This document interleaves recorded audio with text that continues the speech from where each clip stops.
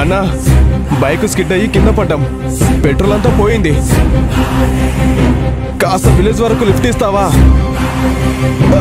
కుదరదండి, అర్జెంటుగా వెళ్ళాలి. తప్పకోండి. అదేంటన్నా,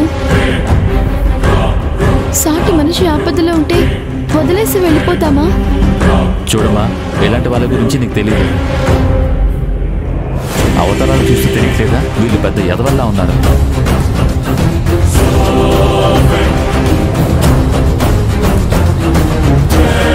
మీరు మాట్లాడేది చాలా తప్పన్నా. అవతారం చూసి మనిషిని అంచనా వేయకూడదు. రూపురేఖల్ని చూసి, వేసుకున్న బట్టల్ని చూసి ఏ మనిషిని జడ్జి చేయకూడదు. అది కాదమ్మా, మా ఏరియాలో చైన్ల దొంగతనం ఎక్కువగా జరుగుతున్నాయి. ఒక చైన్ దొంగతనంలో మా ఆవిడ మెడలో తాళి గట్టిగా లాగడం వల్ల తను కింద పడిపోయింది. తలకి బలమైన దెబ్బ తగిలింది. 1 సంవత్సరం నుంచి తను హాస్పిటల్లో కోమాలో ఉంది. అందుకే అలా అన్నాను, తప్పుగా అనుకోకండి.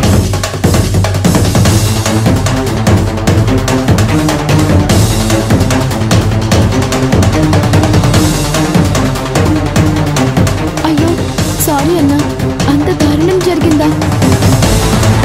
అయినా ఆడవాళ్ల ప్రాణాలంటే లెక్కలేని అలాంటి చైన్ దొంగల్ని చూడగానే కాల్ చేయాలి. అప్పుడే దరిద్రం వదిలిపోతుంది. అవును మేడం, మీరు చెప్పింది నిజమే. ఈ రోజుతో మా దరిద్రం వదిలిపోతుంది.